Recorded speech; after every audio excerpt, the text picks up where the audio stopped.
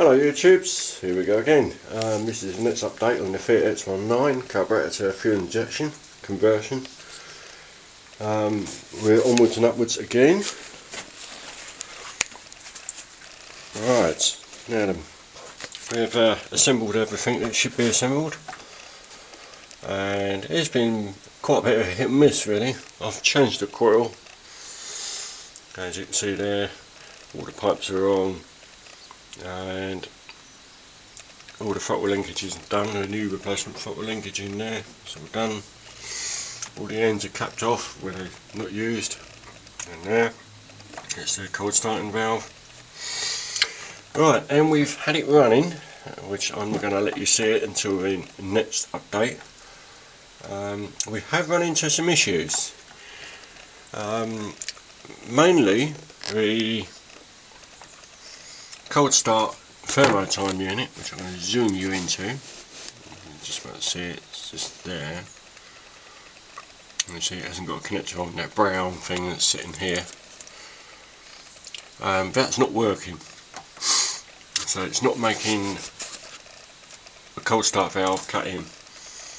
So I had a quick look online, and they are an absolute fortune, but luckily I found this one. It's exactly the same unit, and this has been in my drawer for years and years and years. I reckon about 23 plus years, and it's the exact same unit, the same operating temperature and everything else. So that's going to be swapped in. I've checked it, put the meter on it, and then actually connected it up and checked it, and it works perfectly fine, so that's good. The second problem is this one, the auxiliary air valve. On the X19 it's not really supposed to sit up here, it's supposed to sit down the back there, but being this is a carburetor version, they don't have the provision to fit it anywhere. So for the moment I stuck it up here, and I had this all connected up to it, but yes, it does work, but it doesn't shut off the air completely, and I couldn't get the engine RPMs to come down from 1000 to 100, it just stayed there. But when I clamped the pipe, it dropped down to idle. So I've got to get a new one of these, or think of another way around it, I'm not sure. I've still got to get the fuel filter mount, it's got to go in there, and then the pump is the next issue. Yes, it's all pumping fine, but the noise is horrendous. So I think what I've got to do is put it on a rubber mounting block, or rubber bushings, or bobbins as you call it, and we'll go from there. But beyond that, everything seems to be working as it should. I did have a few problems initially to get the thing firing up.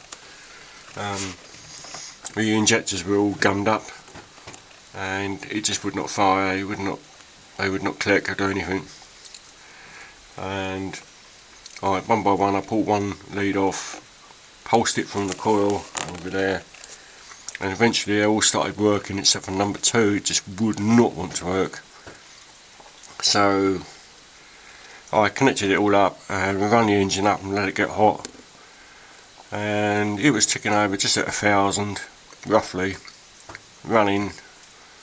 You know, it's only running on 3 as there's no fuel being squirted in, and it took about 25-30 minutes, and all of a sudden the engine's RPM just shot up 2000 RPM, and the second injector, number 2, kicked in, cleared itself, so that's good. And I have refired it up since, and it's perfectly fine, so that's good. So that's where I'm at the moment. So we're getting very, very close to it now, and then I've got to do in here. I know it's going to be very dark and it looks like a mess, but it's not really a mess. Now I've got to get the ECU. It's going to be fixed into here.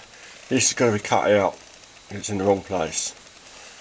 The US spec one only has one leg and no leg on one side, and it sits off to one side, but still holds the wheel in, and that tucks, the ECU tucks in behind it.